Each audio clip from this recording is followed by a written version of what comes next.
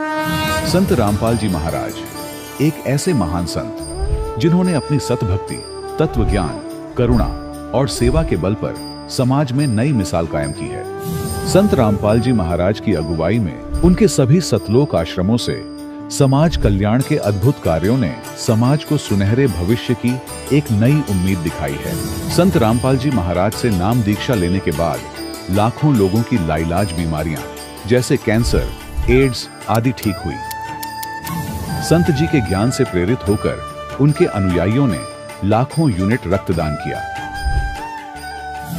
संत जी ने लाखों बहन बेटियों का दहेज मुक्त विवाह करवाया।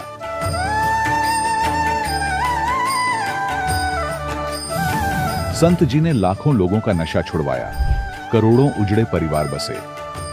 संत जी के आश्रमों में समागम के दौरान निःशुल्क नेत्र चिकित्सा, दंत चिकित्सा प्रदान की जाती है। संत रामपाल जी महाराज द्वारा समय समय पर पर्यावरण संरक्षण के उद्देश्य से बड़े स्तर पर वृक्षारोपण किया जाता है। संत जी ने जरूरतमंदों को तत्काल राहत पहुंचाने के लिए एम्बुलेंस सेवा शुरू की। संत जी अपने अनुयायियों को देहदान के लिए प्रेरित करते हैं, जिससे मानवता की सेवा और चिकित्सा क्षेत्र में सुधार हो सके।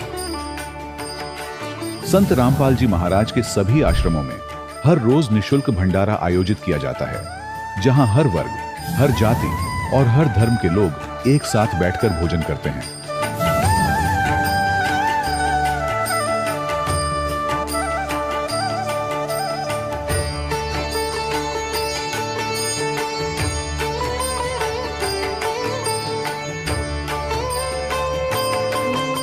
संत रामपाल जी महाराज की अन्नपूर्णा मुहिम ने गरीब और बेसहारा लोगों के जीवन में एक नई ऊर्जा और उम्मीद को जन्म दिया है।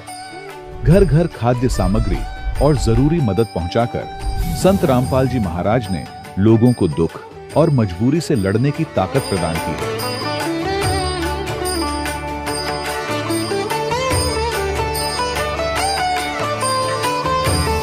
संत रामपाल जी महाराज द्वारा गरीब लोगों के लिए घर बनवाने का अद्भुत कार्य एक ऐसी मिसाल कायम कर रहा है जो सदियों सदियों संत जी की उदारता और दया भावना के तौर पर जाना जाएगा।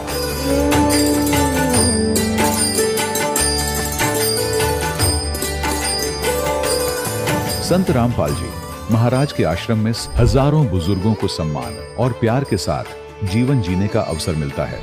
उनके खाने, रहने और स्वास्थ्य की पूरी जिम्मेदारी संत रामपाल जी महाराज उठाते हैं। अनाथ बच्चों के लिए संत रामपाल जी महाराज के सभी आश्रम किसी वरदान से कम नहीं। यहाँ उन्हें शिक्षा, संस्कार और भविष्य के लिए बेहतर अवसर प्रदान किए जाते हैं। चाहे बाढ़ हो, भूकंप या महामारी, संत रामपाल जी महाराज और उनके अनुयायी हमेशा ही जरूरतमंदों के लिए सबसे आगे खड़े रहते हैं। कोविड महामारी के दौरान संत रामपाल जी महाराज के आश्रमों से करोड़ों लोगों के लिए भोजन, दवाइयां और जीवन रक्षक सामग्रियां उपलब्ध कराई गई। चाहे गरीब की मदद हो या किसी शोषित और पीड़ित वर्ग के हक और सम्मान की लड़ाई, संत रामपाल जी महाराज ने हमेशा ही उनकी दबी आवाज को सरकारों तक पहुंचाया है और उन्हें उचित न्याय दिलवाने में अहम भूमिका अदा की है। समाज में आध्यात्मिक और सामाजिक मूल्यों के प्रति जागरूकता लाने में संत रामपाल जी महाराज हर कदम पर मानवता के सच्चे सेवक साबित हुए हैं। संत रामपाल जी महाराज का जीवन हमें सिखाता है कि सच्ची सेवा वही है जो निस्वार्थ भाव से की जाए। आइए हम भी इस महान सेवा के कार्य में इस महान संत से जुड़ें और संत रामपाल जी महाराज से नाम दीक्षा लेकर अपने जीवन को धन्य बनाएं।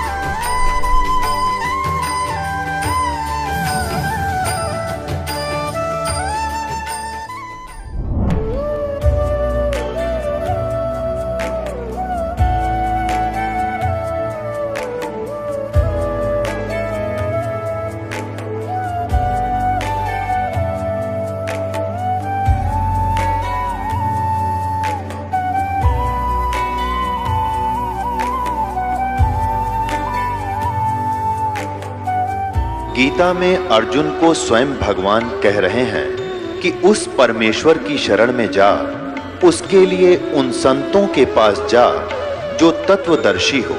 इसी प्रकार हजरत मोहम्मद को उनका अल्लाह कह रहा है कि कोई और पूर्ण परमात्मा है, उसको पाने के लिए उन तत्वदर्शी संत की तलाश कर। वो प्रभु कौन है, ये जानने के लिए कृपया अवश्य सुनिए जगत गुरु तत्वदर्शी संत रामपाल जी महाराज के अमृत वचन। दर्शकों, मनुष्य को जब अपने जीवन में दुख और पीड़ा का सामना करना पड़ता है तो वह पूर्ण परमात्मा की तलाश में निकल पड़ता है। ऐसी ही कहानी है पंजाब की रहने वाली माया देवी जी की। इनका जीवन शारीरिक कष्टों और भूत प्रेत बाधाओं से घिरा हुआ था। तमाम भक्ति साधना करने के बावजूद इन्हें कोई राहत नहीं मिली। शारीरिक और मानसिक कष्टों से परेशान माया देवी जी को तलाश थी एक ऐसे मसीहा की जो इनके सारे कष्टों को समाप्त कर सके।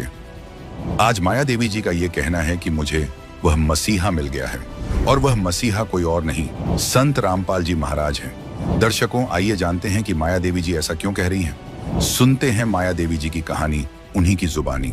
नमस्कार जी। नमस्कार जी। क्या नाम है बहन जी आपका? माया देवी जी। बहन जी, आप कहाँ के रहने वाले हैं? जी हम गांव टेड़क, जिला मुआड़ी, तहसील डेराबस्सी। बहन जी, संत रामपाल जी महाराज से आपने नाम दीक्षा कब ली? जी मैंने 2017 में ली जी। संत रामपाल जी महाराज से नाम दीक्षा लेने से पहले क्या आप कोई भक्ति साधना करते थे? हाँ जी, मैं सभी देवी देवताओं की भक्ति करती थी जी। हफ्ते में जी मैं वीरवार, जुमा, सोमवार जी सारे ही व्रत रखती थी जी। एक महीने में एक पूर्णिमा का व्रत आता था जी, वो भी मैं करती थी जी। ऐसा कोई व्रत नहीं था जी, नवरात्रे जी सब करती थी जी। मैं शाम खाना भी नहीं खाती थी, एक टाइम खाती थी जी खाना भी। कोई पानी सुबह से लेकर शाम तक मैं पानी भी नहीं पीती थी जी। बहन जी, आपने बताया पहले आप हिंदू देवी देवताओं की भक्ति करते थे तथा व्रत भी रखते थे, तो जो भक्ति साधना आप करते थे उससे आपको क्या लाभ हुए? कोई लाभ नहीं हुआ जी। सारी भक्ति करते करते मेरी शरीर में इतनी पीड़ा रहती थी जी। मुझे बहुत भूत प्रेत की बाधा थी जी, बहुत ज़्यादा इतनी थी जी। मेरे हस्बैंड जी वो गेट का जंदा ला कर फिर रात गुजारते थे जी। जागते थे, सो भी नहीं पाते थे। सुबह काम पर भी जाते थे, फिर भी सो नहीं पाते थे जी। वो मैंने अपना छोटा भाई बुलाया हुआ था जी, मेरे घर वाले ने। उसने जी एक वो सोता था तो एक जागता था, एक जागता था तो एक सोता था जी। जिस टाइम पे मेरे में चीज़ा का असर हो जाता था जी, मेरे हस्बैंड बहुत बार यहाँ जी मैं उन्हें एक हाथ ही ऊपर चक देती थी जी।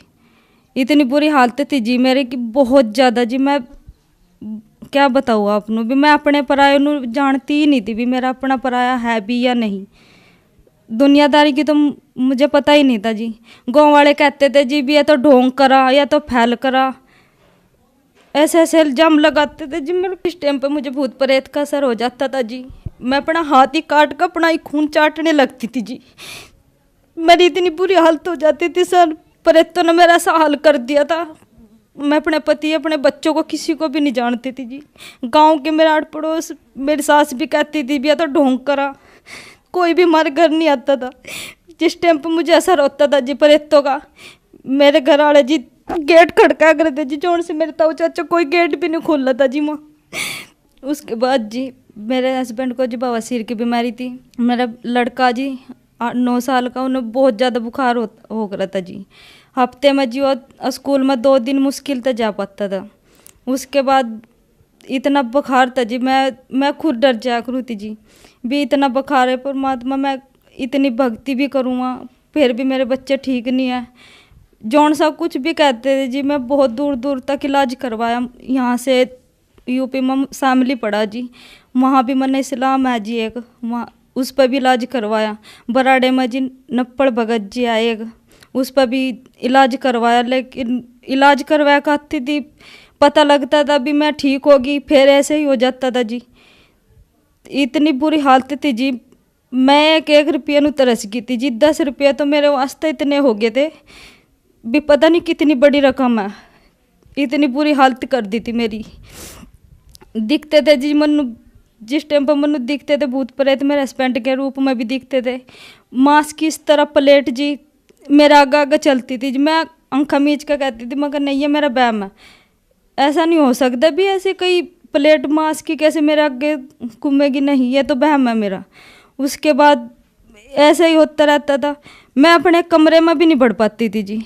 अगर कल्ली होती थी घर पे तो मैं कमरे में नहीं जाऊँ थी, मैं बाहर ही रहूँ थी। किसी का बैठ गई तो मैं डर लगता था भी मैं अंदर जाऊँगी कुछ मुझे मार देगा। बहुत ज़्यादा इतनी दिक्कत रहती थी जी, मैं बहुत डरती थी। बहन जी, जैसा कि आपने बताया, आपके बताने के अनुसार आपके घर पे दुखों का पहाड़ टूटा हुआ था। आपको, आपके पति को, आपके बच्चे को बहुत परेशानियों का सामना करना पड़ रहा था। तो फिर संत रामपाल जी महाराज के बारे में जानकारी आपको कहाँ से मिली? चाचा जी मारे, उन्होंने हमें समझाया, संत रामपाल जी महाराज का ज्ञान बताया भी अब परमात्मा है, धरती पर आए हुए संत रामपाल जी महाराज के रूप में आए हुए हैं। तो मैं यकीन नहीं था जी, मैं इतनी पूजा करा करूँ थी तो मुझे यकीन नहीं हो रहा था जी, मैं किस तरह विश्वास कर लूँ, यकीन नहीं हो रहा था जी मुझे बिल्कुल भी मैं किसी बात पर भी विश्वास करूँ किस पर ना करूँ, मेरी समझता पर था जी सब कुछ। क्यों मैं इतनी पूजा करा करूँ थी जी, मुझे कोई लाभ नहीं हो रहा था। फिर चाचा जी कह रहे भी इस ज्ञान ਨੂੰ समझ, तू सत्संग तो देख सकते हैं। मैं कहा, तो उन्होंने कहा अभी सत्संग देख संत रामपाल जी महाराज का। तो मैंने सत्संग देखा संत रामपाल जी महाराज का। सत्संग देखा तो समझ में आया ज्ञान परमात्मा का, ऐसा ज्ञान हम कहाँ रह रहे क्या है हम ये पता लगा। हमने डेरा बसी जाकर जी नामदान स्थल पर संत रामपाल जी महाराज जी था जी नाम दीक्षा ले ली। मेरे हस्बैंड ने भी जी, मेरे बच्चे ने भी, मेरे 2 बच्चे हैं, मैंने 2 बच्चों को भी दिवा दी, मैंने खुद भी नाम दीक्षा ले ली जी। बहन जी, आपने संत रामपाल जी महाराज से नाम दीक्षा ली, तो जो आपके जीवन में दुख थे वो क्या संत रामपाल जी महाराज से नाम लेने के बाद कटे? जी 11 साल तक भूत प्रेतों ने जी मेरा घर बर्बाद करा होया था जी, कोई काम नहीं बना था जी। जैसा ही मैं संत रामपाल जी महाराज जी की शरण में आई, मेरे सारे दुख ठीक हो गए जी, कोई भूत प्रेत की बाधा नहीं रही जी, सब ठीक हो गया जी, काम भी ठीक हो गया, ऐसी कोई दिक्कत नहीं रही जी। मेरे घर वाले नु जी बवासीर की बीमारी थी वो भी ठीक होगी। मेरे लड़के को बुखार रहता था जी, 9 साल हो गए थे जिसका बुखार नहीं उतरा था, 9 साल का है मेरा लड़का, बुखार नहीं इसका उतरा था जी। जिस दिन का नाम दाम संत रामपाल जी महाराज का नाम दाम लिया जी, मेरा लड़का भी ठीक है। मेरी जो भूत प्रेत की बाधा थी वो भी कट गई जी।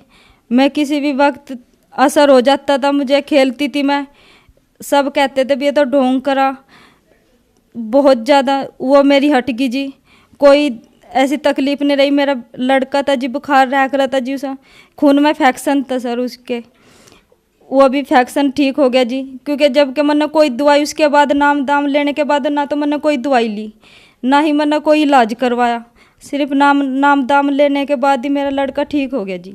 मेरे डैडी जी बहुत ज़्यादा शराब पी रहे थे जी, मांस भी रोज़ खाते थे सर, इतनी शराब पीते थे भी, इतनी लड़ाई करते थे, शराब पीकर भी रात को सोने भी नहीं देते थे। मैं कभी कभी घर पे जाती थी तो दारू पी के इतनी लड़ाई करते थे भी, मैं वहाँ एक रात भी नहीं रह पाती थी।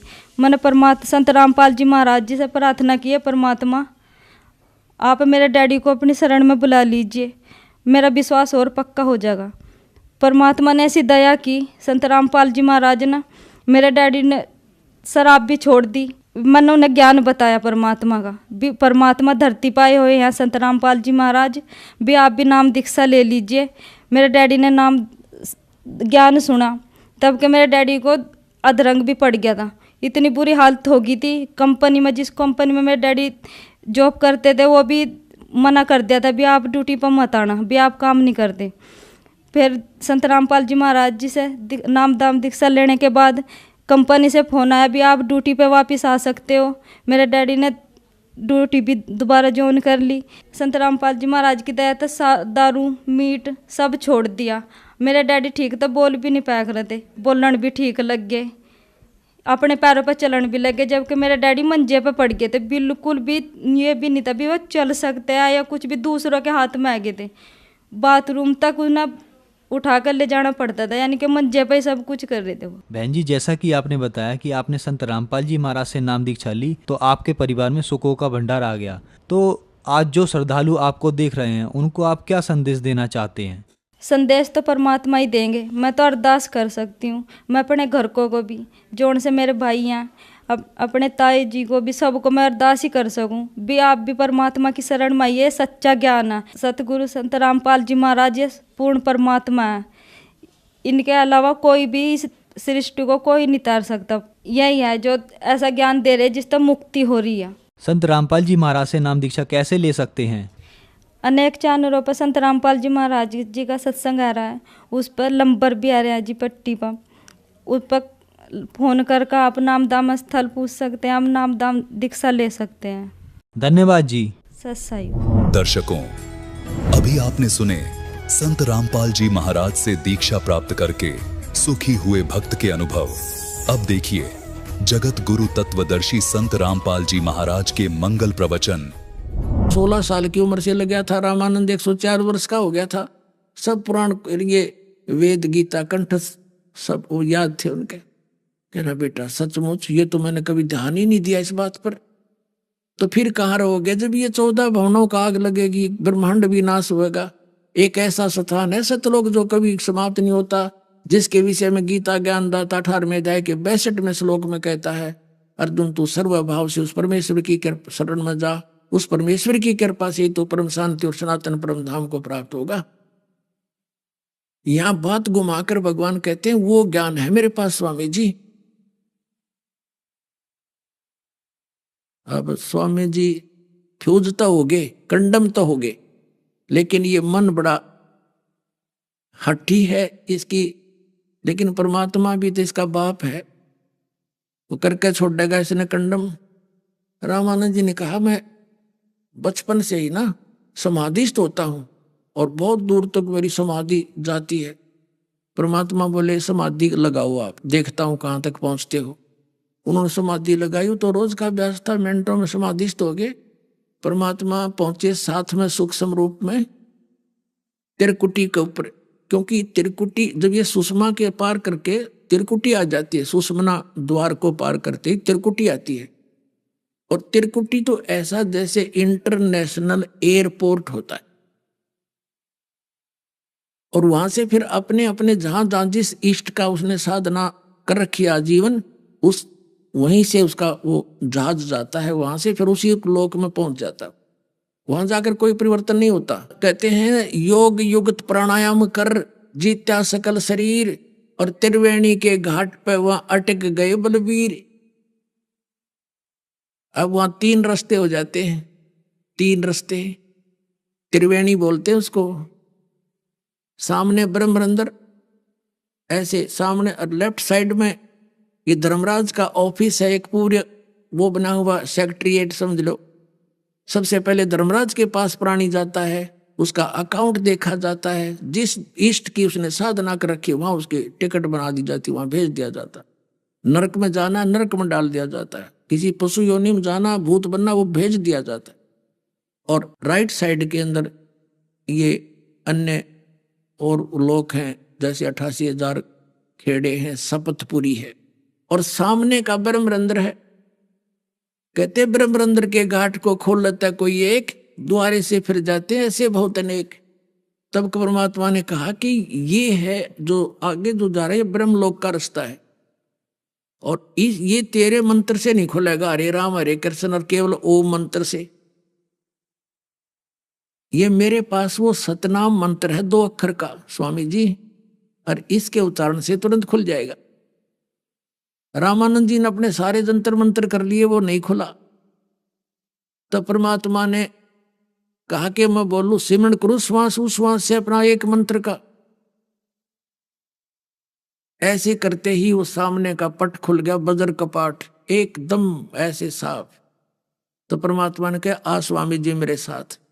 अब लेकर गए कि जिसको तुम निराकार ज्योत निरंजन और ब्रह्म कहते हो, ये बैठा साकार देख सामने।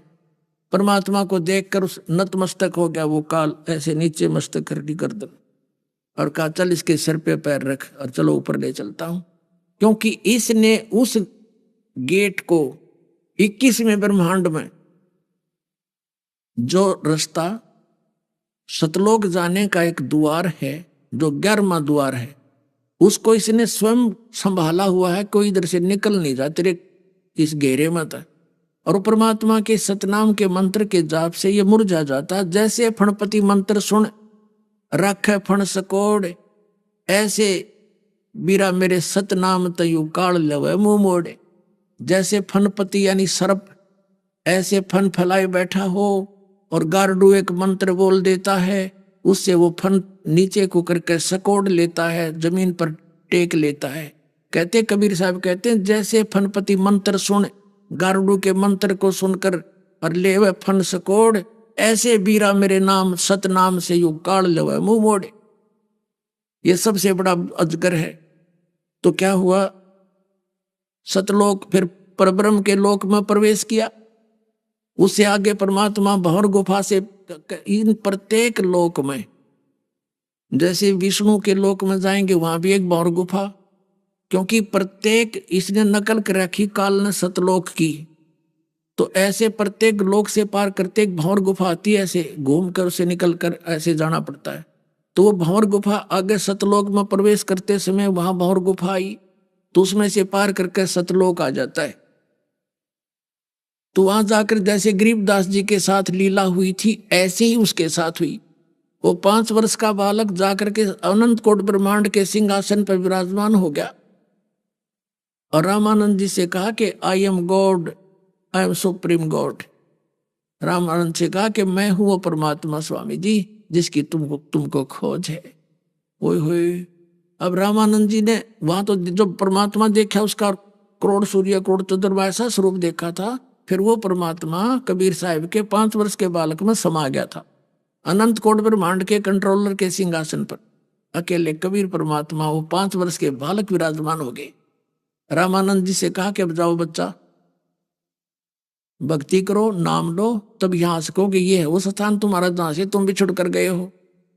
अब एकदम वापस आया रामानंद, ऐसे समाधि टूटी तो सामने 5 वर्ष के बालक फिर बैठे, चरण पकड़ दिए उस बच्चे के, रोन लग गया। वो 104 साल का वृद्ध ने बोला हे परमात्मा, कहते 2 ठोड़ है, एक तू भया एक से 2, और गरीबदास हमकार ने तुम आए हो मगजो।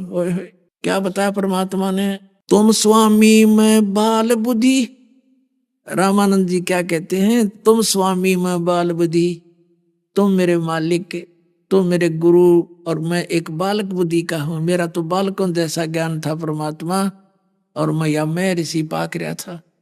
तुम स्वामी में बाल बुद्धि और कर्म भरम बयानाश, गरीबदास निज ब्रह्म तुम, मेरा हो गया दृढ़ विश्वास। गरीबदास जी बता रहे हैं ऐसी ऐसी वार्ता हुई उन आत्मा और उस परमात्मा की। बोलत रामानंद जी सुनो कबीर करतार, गरीबदास सब रूप में तुम ही बोलनहार। यानी सभी प्राणी आप ही की शक्ति से चल रहे हैं परमात्मा, आप बिना इस पृथ्वी पर कुछ भी नहीं। तुम साहेब तुम संत हो, तुम सतगुरु तुम हंस, गरीबदास तुम रूप बिना और न दूजा अंश। तुम साहेब माने तुम परमात्मा हो, तुम सतगुरु यानी जगत गुरु सबका सच्चा ज्ञान देने वाले भी तुम हो, और तुम ही हंस यानी एक नेक आत्मा में जो गुण होने चाहिए वो दाता, वो भी आप में ही है, इस पृथ्वी पर किसी में मैंने देखे नहीं। तुम साहेब तुम संत हो, और एक संत के लक्षण भी आप में ही। तुम सतगुरु तुम हंस, गरीबदास तुम रूप बिना और न दूजा अंश। कोटि कोटि सजदा किए और कोटि कोटि प्रणाम, गरीबदास अनहद अदर हम पर से तुम धाम। सुन बेसुन से तुम परे, सुन विसुनों से परे भी आप ही हो, और उर से उरे हमरे तीर, और यहां से उरली ओढ़ तुम मेरे पास बैठे हो। और गरीबदास सरबंग में रामानंद जी कहते हैं अविगत सत कबीर तुम कुल के मालिक हो। तहां वहां चित चक्रित भया देख फजल दरबार, गरीबदास सिजदा किया हम पाए दीदार। अब ये प्रसंग इसलिए सुनाना पड़ा थोड़ा सा भी, अब क्लियर जो दास करना चाहता था, परमात्मा ने कहा कि मेरा जो ज्ञान है वो ऐसा वजनदार है, प्रत्येक प्राणी के अंदर अब ये स्थान बना कर छोड़ेगा, क्योंकि कोई अस्तित्व होता है ज्ञान का, सत्य का भाव नहीं हो सकता। असत का कोई अस्तित्व नहीं होता। जब तक सूर्य उदय नहीं होता अंधकार खूब होता है। तो पुण्यात्माओं, अब ये सूर्य उदय हो रहा है परमात्मा के उस तत्व ज्ञान का। अब तो ये समझो सूर्य उदय होने से पहले की रोशनी है, और जब ये सूर्य शिखर में आवेगा तब देखना पूरे विश्व में एक ज्ञान हो जाएगा, यो दूसरा नाम नहीं रहेगा ज्ञान का।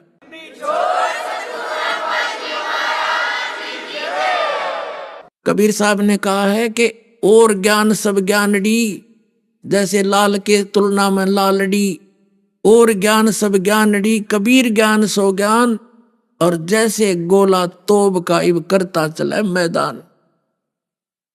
एक समय जैसे प्रसंग जो चल रहा है उसी पर आते हैं। एक रामानंद जी के पास एक ब्राह्मण गृहस्थी, वो समाधान के लिए आया। सारा कुछ होगी ज्ञान, लेकिन वो एक पुण्यात्माओं, किसी ने कोई आरती घोट रखी है, जैसे चतुर्वेदी कहलाते थे, चारों वेदों को कंठस्थ कर लेते थे, उन पता कुछ नहीं था इसमें क्या लिख रखा है। तो ऐसे एक ब्राह्मण आ गया घना दुखी, और उसको रामानंद जी ने कई बार जंतर मंत्र बता लिए थे, कोई लाभ होया नहीं। तो रामानंद जी कहने लगे, भाई बच्चा ब्राह्मण, ये तो तेरी प्रारब्ध का भोग है, अंतिम सांस तक तेने भोग्य पार पड़ेगी, इसका कोई विकल्प नहीं। तब कबीर साहब ने कहा, स्वामी जी, क्योंकि रामानंद जी ने कहा था कि बेट परमात्मा, अब आप मैं आपको शेष कैसे कहूं। तब परमेश्वर ने कहा था, गुरुदेव स्वामी जी मेरी बात का आज्ञा का पालन कर, नहीं तो आने वाले समय में काल का दाव लग जाएगा। ये कहा करेंगे कबीर साहब ने कौन सा गुरु बनाया था, आप औपचारिकता रूप में गुरु बनाना पड़ेगा, ये नियम बना दिया है मैंने, आप मेरे गुरु बने रहो, लेकिन अब भक्ति यही करो जो दास ने आपको ज्ञान करा है। तो वो प्रतिज्ञा करा ली परमात्मा ने उनसे, तो शर्मिंदा होकर के उन्हें स्वीकार करना पड़ा। लेकिन परमात्मा ने कहा खड़ा होकर के कि हे गुरुदेव, कबीर साहब बैठे थे वहां, रोज आने जाने लगे, बाकी ब्राह्मण दूर हट गए। दो दुखी सुखी आते थे उसके पास, दुखी दाखी आते थे, आर्त टाइप। तो उस ब्राह्मण से परमात्मा ने कहा, स्वामी जी एक अर्ज करूं आपसे। कबीर रामानंद जी ने कहा, बोलो बोलो मालिक बोलो, क्या कहना चाहते हो।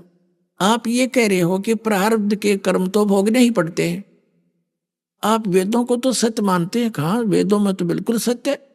तो यजुर्वेद अध्याय नंबर 8 के श्लोक नंबर 13 में स्पष्ट किया हुआ है कि पूर्ण परमात्मा अधर्म यानी घोर पाप का विनाश कर देता है, संचित कर्मों का विनाश कर देता है, प्रारब्ध के भी कर्म का नाश कर देता है। तो आपके पास वो साधना नहीं है जिससे यो पाप नाश हो सकता है। अब ये बात सुनकर अब वो उस ब्राह्मण ने कबीर साहब से अपना पता पूछ लिया। रामानंद जी ने बताया, भाई ये मेरे, वैसे तो मुझे गुरु कहते हैं, पर ये भाई भगवान आ रहे हैं। बच्चा सत्कर मान लिया ब्राह्मण, और है ये जुला जाति में, पर भगवान समझ लेना इसको। मैं भी ब्राह्मण समझू था अपने आप ने, पर भाई ब्राह्मणपना 2 दिन का है। तो वो कहने लगा, वो ब्राह्मण कहने लगा, महाराज जी मेरी तबीयत मट्टी हो रही है, कति बहुत दुखी हूँ, संसार में इज्जत नहीं, सारा परिवार कोई न कोई यातना से दुखी है, कोई न कोई कष्ट उसमें बना हुआ है। तो मैं कहने लगे तुम इनसे बात करो। तो परमात्मा के झोपड़ी में पहुंच गया वो ब्राह्मण, परमात्मा से दीक्षा ली, और फिर उसके सारा परिवार धीरे धीरे कति ठीक होता चला गया। लोगों का कर्जा था, मालिक ने धीरे धीरे कुछ ऐसी व्यवस्था की, सोशल छिद्र में करूं अपने धन के काज, वो स्वस्थ हो गया। 2 पैसे लेने देने थे वो भी समाप्त हुए। अब जो प्रसंग दास स्पष्ट करना चाहता था अभी तो स्टार्ट हो रहा है। अब 20 मिनट का सत्संग से ध्यान से सुनना। निष्कर्ष क्या बताना चाहता दास कि परमात्मा का ये ज्ञान ऐसा वजनदार है, ये सबके हृदय में अपना जगह बनाएगा। जैसे सर्वानंद के जगह में बनाया, रामानंद के हृदय में जगह बनाई, अब क्या हुआ, अब वो शारदा जो सर्वानंद की माता थी बहुत बीमार थी, बहुत दुखी थी। ऐसे ही कई बहन ब्राह्मण, एकाधी ब्राह्मण वर्ग की और बाकी अन्य वर्ण के जो भाई बहन थे वो मालिक के चरणों में आते ही सुखी होने लगे। एक दिन एक बहन किसी कामवश शारदा के पास चलेगी, सर्वानंद की माता के पास। कुशल मंगल पूछा तो जान का पता लगा कि वो बहुत दुखी है, पीड़ित है। उसने बताया मेरा प्रारब्ध का कर्म है। शारदा ने बताया मेरा ये प्रारब्ध का कर्म है और मैंने बहुत जंतर मंतर करा लिए, कोई आराम नहीं हुआ। वो परमात्मा कबीर जी की शिष्या वो बेटी कहने लगी, ब्राह्मणी बात सुन मेरी, इस पृथ्वी पर परमात्मा आए हैं, लाभ उठा ले और दीक्षा ले, उससे नाम ले ले, तेरा रोग ठीक हो जाएगा। मैं बहुत दुखी थी, मैं भी सब जगह घूम ली थी, सब ने यही कह दिया था कि तेने भोगना ही पड़ेगा, तेरे कर्म में लिख रखा है। तो वह बैठ गई, शारदा चारपाई से बैठ गई ना, तो लेटी हुई थी। उसने कुछ आशा की किरण दिखाई दी और पूछा कौन है तेरे गुरुजी। उस बहन ने बताया मेरे गुरुजी हैं कबीर, परमात्मा है वो कबीर, परमेश्वर कबीर देव जी। उसने पूछा, शारदा ने पूछा वो कहाँ रहते हैं, कि जुलाहों की कॉलोनी में। तो उसने ब्राह्मणी ने कहा क्या वो दानक है? हाँ दानक है, जुलाहा है, लेकिन जात ना पूछो संत की, पूछ लीजिए ज्ञान, मोल करो तलवार का, पड़ी रहने दो म्यान। पर पंडितानी वापस लेट गई। अब तू अपना काम करे, मेरी बेइज्जती करवाएगी। एक दानक का नाम लूं जुलाए तन नाश कर दिया, मेरी इज्जत का जिक्र भी ना करना मेरे सामने। अब ये है मान बढ़ाई, ईर्ष्या दुर्लभ तजना। ये कुछ दिनों के बाद, परंतु दयालु है, ऐसी पुण्यात्मा को कैसे छोड़े अपने बच्चों को। कुछ दिनों के बाद एक ब्राह्मणी चली गई जो कबीर साहब की शिष्या थी, बहुत दुखी थी। सुख हो गया मालिक की दया से। परमात्मा कहते हैं दुख में सुमन सब करें, सुख में करे ना को। हृदय सुख में सुमन कर ले, फिर दुख क्यों हो। अब उसने भी कुशल मंगल पूछने से पता लगा ये बहुत दिनों से दुखी है। उस बहन ने, ब्राह्मणी ने कहा कि शारदा, मैंने एक संत की शरण ली है, तू भी नाम ले ले, तेरा कल्याण हो जाएगा। कति नहीं रही रोग में गारंटी लेती हूं, जब तू नीत साबित करके समर्पित होएगी। तो उसको आशा की किरण दिखाई दी कि तो ब्राह्मणी है, कोई अच्छा ब्राह्मणी संत इसने खोजा होगा उच्च जाति का। कहने लगी कौन है आपके गुरुजी? ठीक है आप कह रही हो, मैं चल पड़ूंगी। उसने बताया कि परमात्मा कबीर जी है, कि वो दानक, वो जुलाहा। अब उसने कहा शारदा तू कौन सी दुनिया में रह रही है? आप तो ब्राह्मण घर में जन्म है, सदग्रंथों वेदों शास्त्रों को थोड़ा बहुत किसी से सुन रखा है। आज हम ब्राह्मण हैं और कल मृत्यु हो गया, हम शूद्र में जन्म नहीं ले सकते क्या? कहाँ ले तो सकते हैं, फिर क्यों सिर में दर्द कर रही है? कल न कुतिया बन गीता ब्राह्मण अपना कहाँ जाएगा तेरा? उसने, क्योंकि परमात्मा के ज्ञान से परिचित हो जाता तो वैसी बोली बोलते। वो उसको कुछ बात जची, लेकिन वो मान बढ़ाई नहीं हटी। उसने फिर ऐसे ही कह दिया कि नहीं मैं नहीं ले सकती ना, मर जाऊंगी इससे अच्छा। कुछ दिनों के बाद वो ब्राह्मण आ गया जो रामानंद ने ये कह के रिजेक्ट कर दिया था कि तो तेरा कर्म का भोग है, भोगना पड़ेगा प्रारब्ध। और वो भी कति सुखी हो गया था। किसी काम दूर का नाती था, उसका रिश्तेदार था दूर का, लेकिन वो परिचित थी कि वो वहां दुखी प्राणी है, उसका तो बुरा हाल है। क्योंकि इकट्ठे ही जंतर मंतर कराने वो कई बार जाते थे, एक ही संत के पास एकत्रित हो जाते थे। वो कुदरती पहुंच गया वहां पर, मालिक ने भेजा, कुशल मंगल हुई। फिर उसने पूछा शारदा क्या हो गया, तू हुआ नहीं तुझे राहत? तक नहीं, कुछ राहत नहीं हुआ मुझे। कि आप जिस संत से मैंने उपदेश लिया है, मेरा सारा परिवार ठीक हो गया, मेरे ऊपर इतना कर्जा था, आत्महत्या करने की नौबत आ गई थी, आज 2 पैसे मेरे पास हैं, कर्जा उतर गया, सारे बच्चे सुखी हो गए। तो कहने लगी कौन है तेरा गुरुजी? कि कबीर साहब हैं। कबीर साहब है, तन शर्म नहीं आई? ब्राह्मणों के तन दानक ते नाम ले लिया, जुलाहे को गुरु बना लिया। अब वो कहने लगा सर्वानंद की माँ, अकल नाम की चीज नहीं तेरे में, सिडंदागरी खाट पे पड़ी पड़ी ब्राह्मणी को आवे माए टट्टी लकड़े तेरी, तना शर्म तो तू जानी चाहिए है, ऐसे महापुरुष को तो ऐसे रिजेक्ट कर रही है। अब मेरी क्या हालत थी। और रिश्तेदारी में जाता था, आंखें बदल लेते थे वो कि ये टोटे वाला और पता नहीं क्या मांगने आ गया। आज वो मेरे पास मांगने आते हैं उस मालिक की दया से।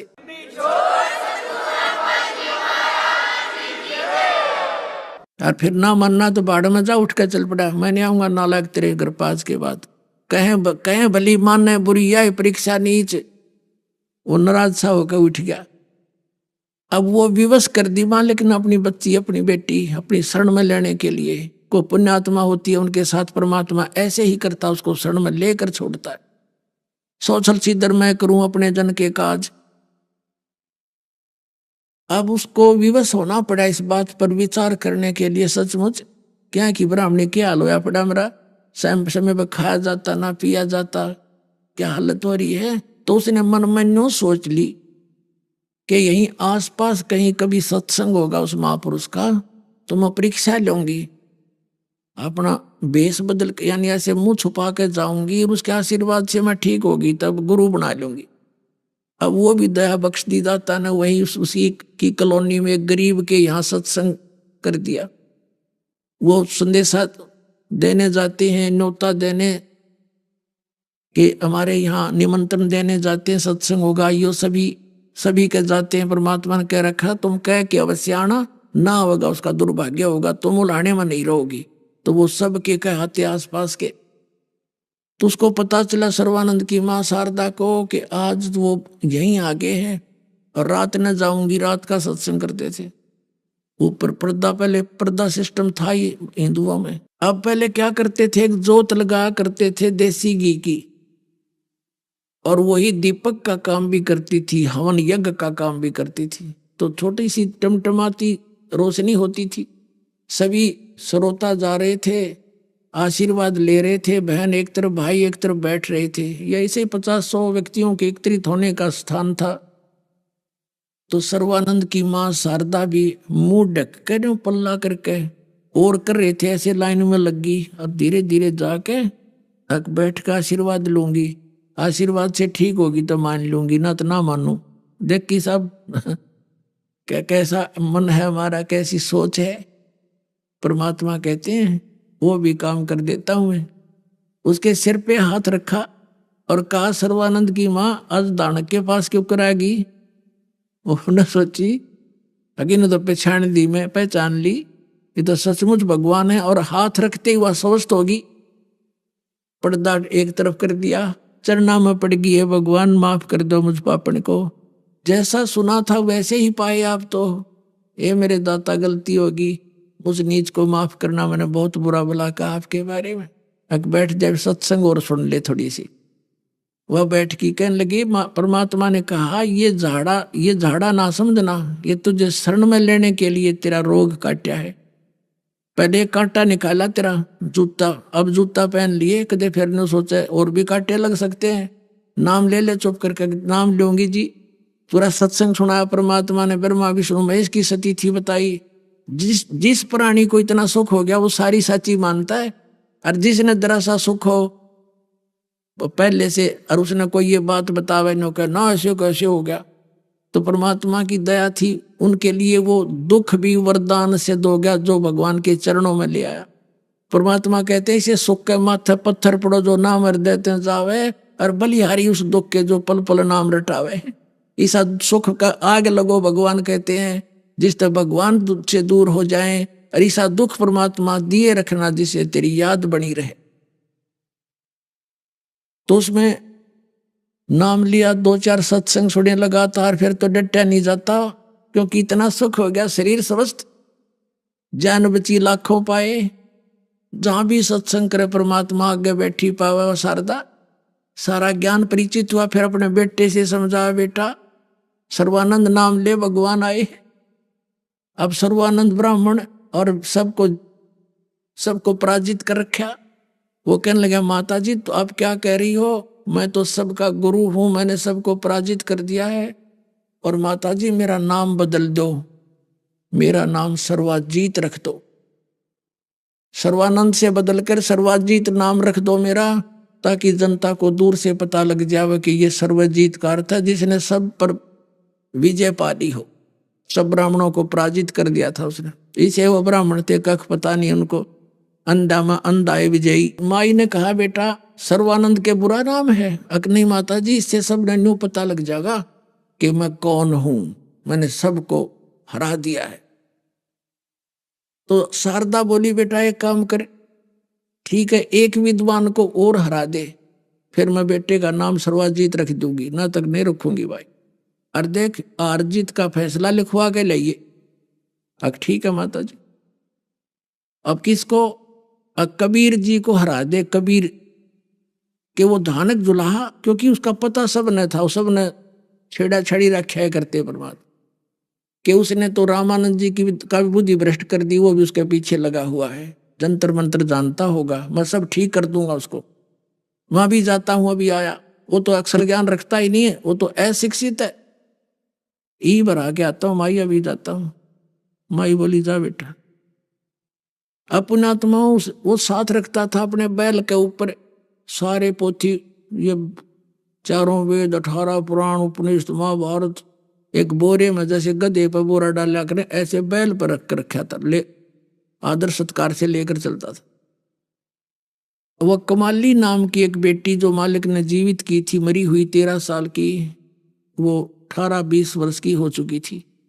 कुएं से पानी जल भर रही थी अपनी कॉलोनी में, जुलाहों की कॉलोनी में। दोपहर का समय, जून का महीना, उत्तर प्रदेश काशी भारतवर्ष में शिखर दोपहर यानी धूप जोर की पड़ रही थी।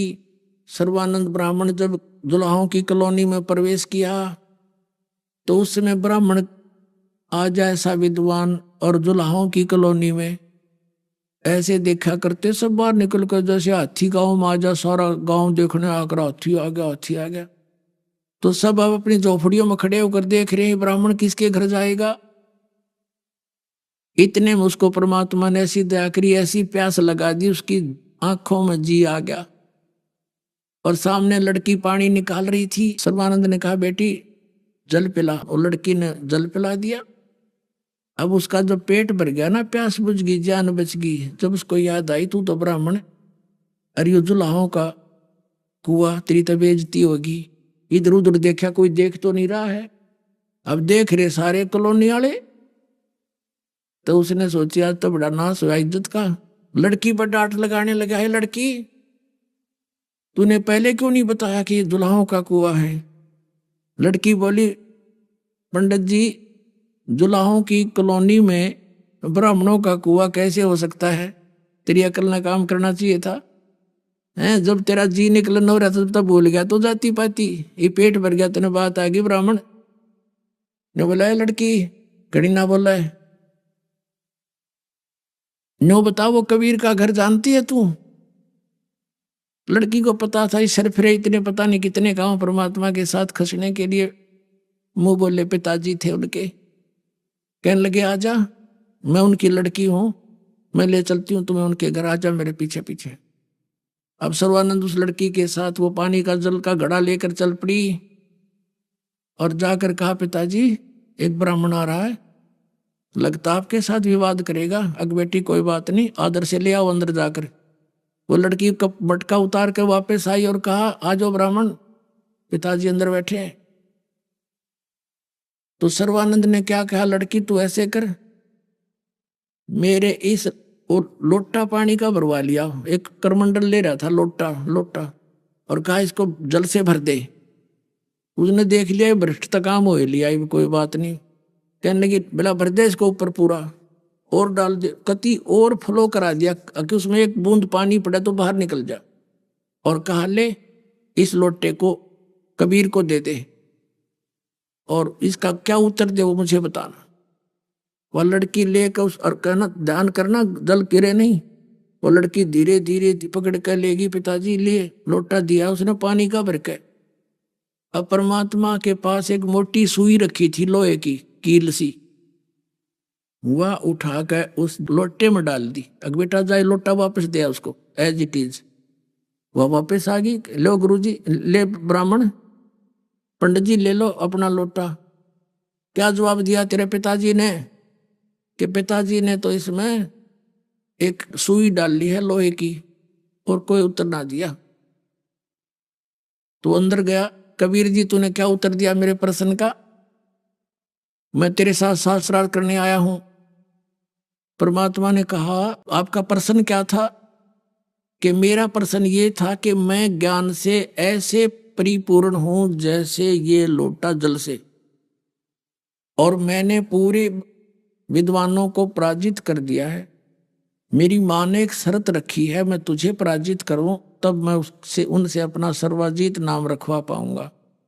तो मैं तुझे ये वो दिखाना चाहता हूं, प्रमाण किया है कि मैं और ज्ञान में मैं और फलो हूं। तेरा ज्ञान मेरे अंदर समाएगा नहीं, तो अपनी हारी लिख देना वक़्त से। मेरा उत्तर सुन दे क्या है? कबीर साहब ने कहा मेरा ज्ञान ऐसा वजनदार है जैसे तेरे जल के लोटे में या सुई डाल दी, तेरा जल बाहर निकल गया या तली में जाकर बैठ गई इसके, तो मेरा ज्ञान ऐसा तेरी छाती में बैठ जाएगा, तेरे ज्ञान ने बाहर डाल देगा।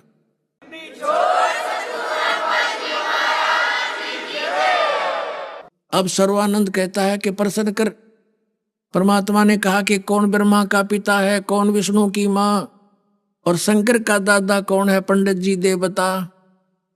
लगा कहने वो तो अविनाशी है, अजरो अमर है, उनको कोई माता पिता नहीं। ये सुनी सुनाई आचार्य शंकराचार्य गप्पे वो मार रहा था। तब परमात्मा ने कहा खोल के देख शिव पुराण का रुद्र संहिता अध्याय नंबर 5 से लेकर 6 तक पढ़ स्वामी जी। अब उन्होंने निकाल कर जब देखी, और उसी समय जुलाहों की कॉलोनी के सारे जुलाहे इकट्ठे हो गए।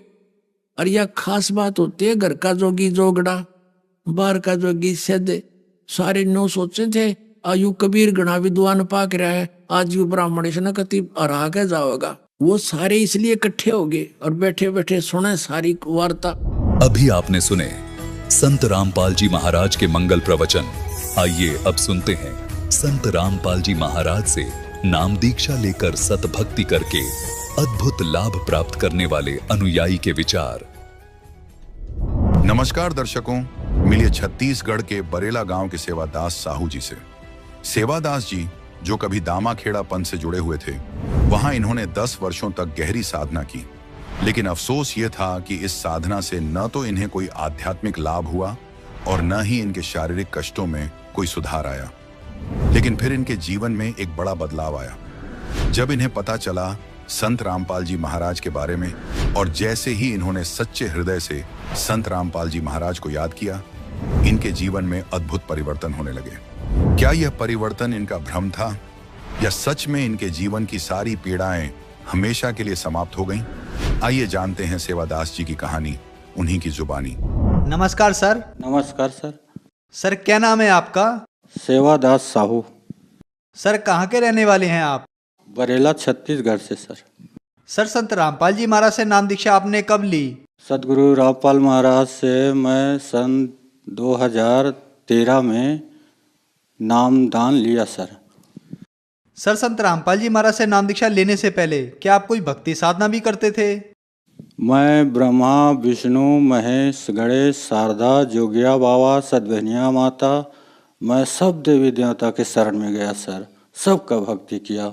मैं ड्राइवर भी था, ड्राइवर में जाता था सब बुकिंग वाले को लेके, उसको भी जाते थे तो मैं भी वहाँ मंदिर में जाता, गुरुद्वारा में जाता, चर्च में जाता, सब जगह दंडवत करता। मैं बहुत दुखी था। उसके बाद मैं दामाखेड़ापन से मैं जुड़ा, 10 साल तक जुड़ा रहा सर। तो मेरा रोग था, पथरी का रोग था। उस बीमारी में ऑपरेशन कराया मुंगेली में। वो ऑपरेशन तो हुआ, बाकी सक्सेस नहीं हुआ। पेशाब नली में इतना बीमारी आता, पेशाब रुक जाता था, बहुत समस्या था।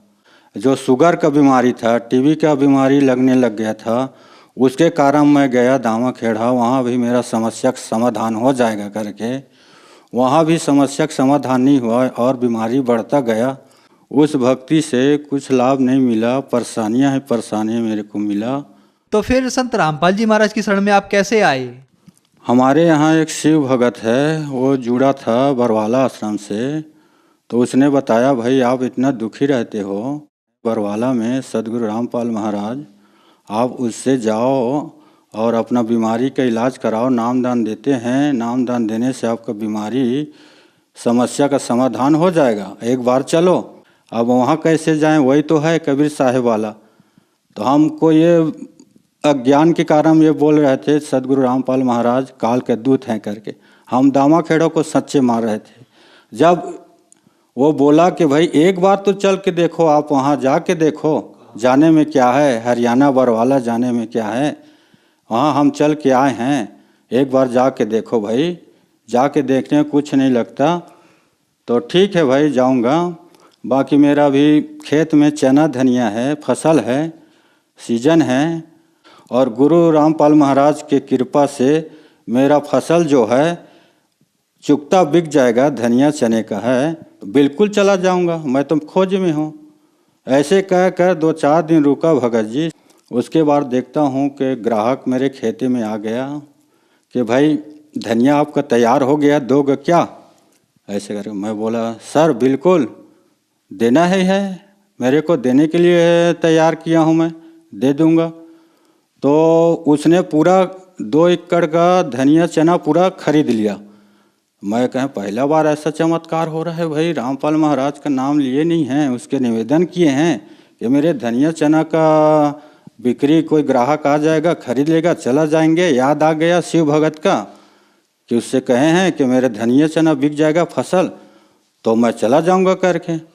तो परम पिता परमात्मा कबीर साहेब सदगुरु रामपाल ने निवेदन करने के बाद मेरा फसल बिक गया। तो मैं समझ गया बिल्कुल इसमें शक्ति है, शक्ति है, बिल्कुल जाना चाहिए करके। बस उसी ग्राहक ने मेरे को पैसा दिया, उसी पैसे से मैं गया भगत जी, और वहाँ सत्य रामपाल महाराज के यहाँ हरियाणा हिसार बरवाला में, और मैं देख के दंग रख गया। पहला बार वहाँ ऐसा माहौल देखा, व्यवस्था देखा, नामदान केंद्र देखा।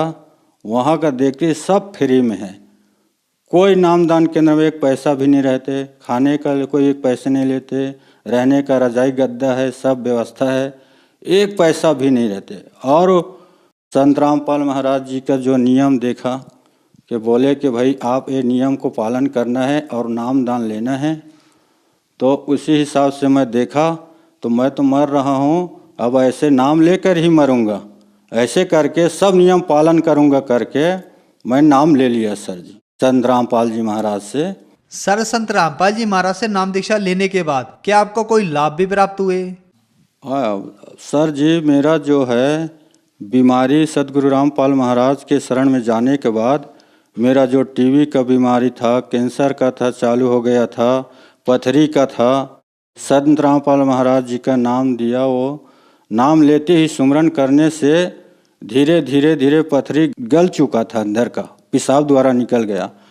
और टीबी का जो शुगर का जो बीमारी का महसूस बहुत ज़्यादा हो रहा था, वो धीरे धीरे कम होने लगा। सतगुरु रामपाल महाराज की ऐसा कृपा हुआ, मंत्र में ऐसा मंत्र जाप मिला मेरे को, तो उस मंत्र से इतना लाभ हुआ सर जी क्या कहूँ, मेरी सारी बीमारियाँ दूर हो गई। घर में मेरे पत्नी का भी मानसिक धर्म कुछ पेट का समस्या बीमारी था, उसको भी जोड़ा कि वहाँ चलो सदगुरु रामपाल महाराज के आश्रम में चलो, समस्या का समाधान हो जाएगा। तो वो भी आई, रामपाल जी महाराज के आश्रम में आई और उसका भी नाम लिया, उसका भी बीमारी दूर हो गया। और लाभ मेरा मानसिक शारीरिक, घर में तनाव, घर में किचकिच लड़ाई झगड़ा, पारा मोहल्ले में लड़ाई झगड़ा, अब मैं सुधर गया सदगुरु रामपाल महाराज के मंत्र से। तो बाकी मेरे घर का भी माहौल बहुत अच्छा हो गया और घर परिवार में शांति का वातावरण बन गया। अब सुखी जीवन जी रहा हूँ सर जी मैं। बहुत अच्छा परमात्मा का सच्चा गुरु सदगुरु रामपाल महाराज जी मिल गए हैं। बहुत अच्छे से मेरा भक्ति चल रहा है और मेरा सब रोग दूर हो गया, दूर, परिवार भी बहुत अच्छे से है। और दुर्घटना एक होना था सर जी मेरे, तो वो याद आ गया दुर्घटना। एक भविष्यकर्ता तखतपुर में आए थे धर्मशाला में, वो बताया पहले सदगुरु रामपाल महाराज से जोड़ने से पहले देखवाया हाथ, तो एक एक्सीडेंट में आपका खतरा का निशान बताया मेरे को, तो वो याद आ गया। तो सतगुरु रामपाल महाराज जी ने वो खतरा एक्सीडेंट बहुत ज़बरदस्त होना था, उसको भी हल्के में टार दिया भगत जी। मैं गाड़ी चलाता था, ड्राइवर हूँ, सभी जानते हैं, हमारे छत्तीसगढ़ के खेलू साहू ड्राइवर सभी जानते हैं। मैं गाड़ी चलाता था, मैं गाड़ी में जा रहा था और सतगुरु देव रामपाल महाराज का जो नाम दिया था सुमरन, उसका जाप कर रहा था। और ऐसे धुंध का समय था, सुबह सुबह बिलासपुर जा रहा था मुंगेली से, एक सर जी को स्टेशन रेलवे, और खपरी नाला के पास जो एक सिकड़ा सा नाला है, वहाँ जाने के बाद एकदम से काल के दूध टाइप भयानक धुंधला टाइप आ गया। वहाँ धुंधला टाइप आ गया, ब्रेक मारा, ब्रेक मारने से वो नाले के से खिसल गया गाड़ी। खिसलने के बाद मैं देखा कि धुंध के नाम से कुछ दिख नहीं रहा है, गाड़ी इधर भी उधर भी। तो याद आ गया परमात्मा के, हे बंदी छोर कबीर साहब, आप ही दया सतरामपाल महाराज, मेरे गाड़ी तो आज एक्सीडेंट होने जा रहा है, आप दया कीजिए प्रभु परमात्मा। जहाँ नाम लिया सतगुरु रामपाल महाराज का 5 मंत्र का, बस स्लिप होते होते गिरते गिरते बच गया। अब बचा मैं तो गया करके, मेरा तो आँखी के बंद हो गया था।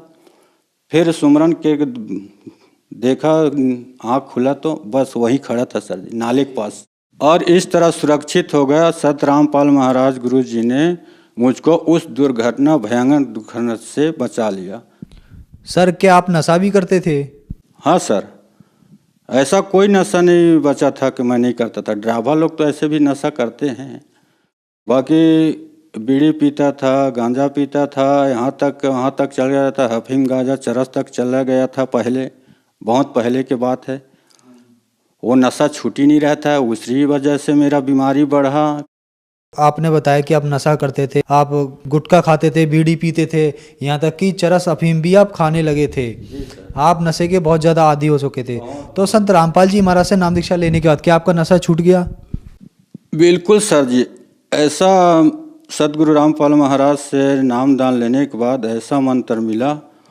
उन मंत्र करने से, सतगुरु का सुमरन करने से, ध्यान करने से, ज्योत जलाने से, वो नशा तो करना तो दूर, देखना, सुनना, लाना, बास बदबू आना बहुत घिना लगता है अब सर जी। बहुत नशा हो जाता है। अगला आदमी अगर पी रहा है और धुआं मेरे पास आ जाता है तो बहुत तकलीफ होता है सर जी। अब बहुत नशा से दूर हो गया हूँ मैं। नशा तो देखने सुनने में चक्कर आता है, अब नशा के पास करना तो बहुत दूर है। सर संत रामपाल जी महाराज से नाम दीक्षा लेने के बाद आपको बहुत सारे लाभ प्राप्त हुए, तो जो समाज आज आपको देख रहा है आप उनको क्या संदेश देना चाहेंगे? अब सर जी मैं यही संदेश क्या दे सकता हूँ, सतगुरु रामपाल ही महाराज दे सकते हैं। मैं तो एक दास हूँ, एक भगत हूँ, मैं क्या दे सकता हूँ सर जी? प्रार्थना कर सकता हूँ। प्रार्थना यही कर सकता हूँ कि बंदी छोड़ सतगुरु रामपाल जी महाराज कबीर के अवतार रूप में आए हैं। आप आइए, आके उस जगह को देखिए जहाँ भगत लोग आते हैं और नाम ले, समझें, ज्ञान को पढ़ें, ज्ञान गंगा पुस्तक पढ़ें, जीने की राह पढ़ें, देखें, समझें, 2-4 दिन कम से कम जानें, समझें, पढ़ें। उसके बाद समझ के एक बार जुड़ के देखें, आपको खुद महसूस हो जाएगा। सतगुरु रामपाल महाराज के आश्रम में आए, आके नाम दान लें और बताए हुए भक्ति मार्ग पे चलें। धन्यवाद सर। सत साहिब।